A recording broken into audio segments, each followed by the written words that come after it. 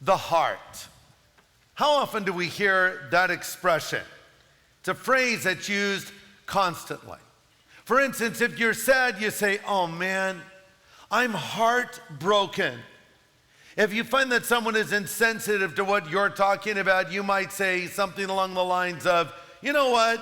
You are heartless." Or if someone is very emotional and quick to express the way that they feel, we might say of them, "Well, you know, they wear their heart on their sleeve." And then there's countless songs about the heart as well. The Eagles sang about a heartache tonight. Bruce Springsteen sang of his hungry heart. Neil Young sang about searching for a heart of gold. And then, of course, there's Billy Ray Cyrus, who sang about his achy, breaky heart. By the way, that was Jeff's favorite song. He even had a mullet and everything to go with it. And maybe that's why Toni Braxton recorded a song called "Unbreak My Heart," because she got an achy, breaky heart, so she wanted it unbroken.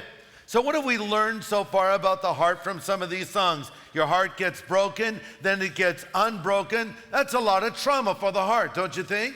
No wonder Stevie Nicks sang, "Stop dragging my heart around." Because your heart can be broken, it can be unbroken, it can be drug around. And that's probably why the Bee Gees recorded a song, "How Can You Mend a Broken Heart?" Or as they sang it, "How can you mend a broken heart?" Okay. How can a loser ever win? How can you stop the sun from shining?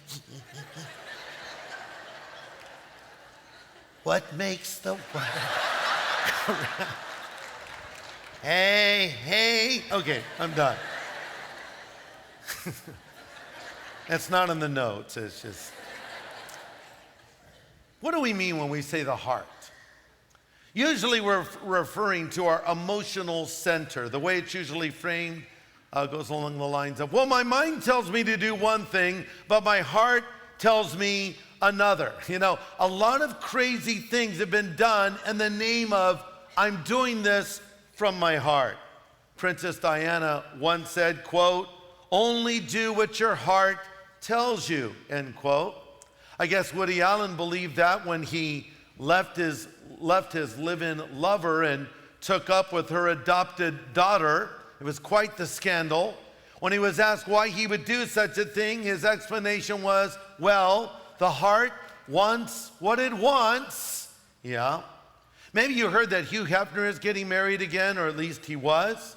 Hugh is 85 years old now, and he was getting ready to marry a 25-year-old girl, but she broke it off, and the reason she gave was, "Well, I had a change of heart." And some of Hef's friends were concerned that this would destroy him, and they said, "Old Hugh Hefner is going to die of a broken heart."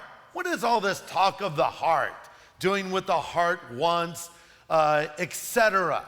Well, this is a very important subject. Let me first say that you should not let your heart tell you what to do, because your heart can mislead you. The Bible also speaks of the heart, and here's what it says in Jeremiah 17:9. "The heart is deceitfully wicked above all things. Who can know it?" And then Jesus went on to say in Matthew 15, "Out of the heart comes evil thoughts, murder, adultery, sexual immorality, theft, lying, and slander." Yeah, it's true. The heart wants what it wants, and a lot of times the heart wants the wrong things. So we should not focus on our heart as much as we ought to focus our heart on God.